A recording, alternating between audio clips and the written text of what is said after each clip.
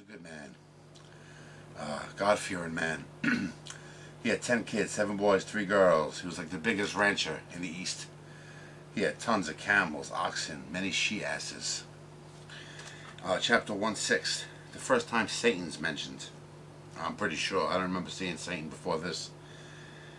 And God was very impressed with Job. And he told Satan, like, isn't he impressive, you know? And Satan said to God, that's because he's prosperous.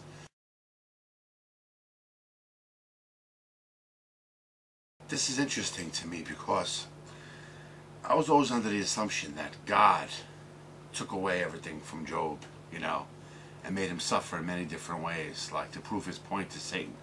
But that's not actually how it reads. Just look at this one bit right here. But put forth thine hand now, and touch all that he hath, and he will come curse thee to thy face. That's what Satan is saying to God. But look what God says to him. And the Lord said unto Satan, behold, all that he hath is in thy power. He told this to Satan, is in thy power. Only upon himself put not forth thine hand.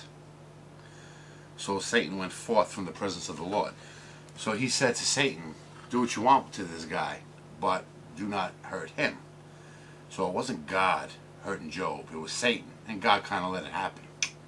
But anyway, the Sabians took all the oxen, killed all the servants.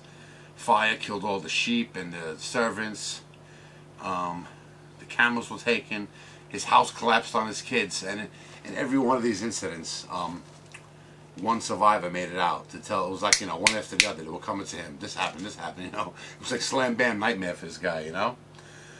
Job shaved his head. The Lord gave and the Lord hath taken away.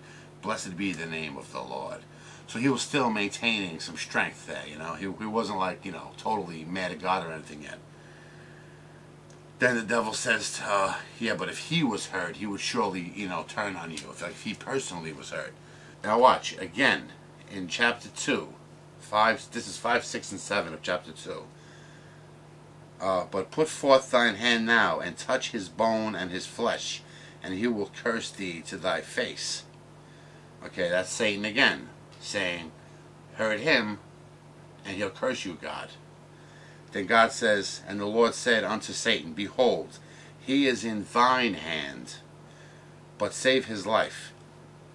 So went Satan forth from the presence of the Lord, and smote Job with sore boils from the sole of his feet unto his crown.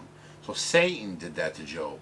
I was just always under the impression that it was God doing it, you know, to prove a point to Satan, like, you know.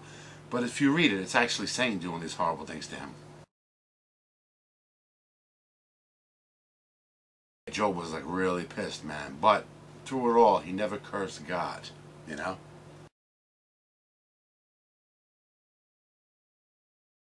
In hearing the different viewpoints, his friends were pretty much saying that he must have done something wrong, you know, to incur such wrath from God, you know. But Job was finding strength in those words. Like he was getting personally strong, like he wasn't being fooled necessarily by it. You know, and they even got mad at him. Like, we were trying to help you, and you mock us as beasts and repute it vile in your sight.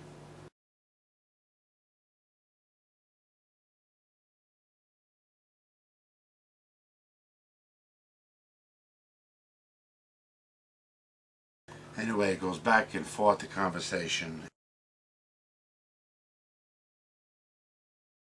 Remember all God has done. You know, don't complain of the bad, celebrate good. Anyway, God speaks to Job in a whirlwind. He makes the 3 friends make burnt offerings. And then, as reward, you know, giving back to Job, he gave him back like twice as many camels, twice as many she-asses, you know, and he even gave him back 10 kids.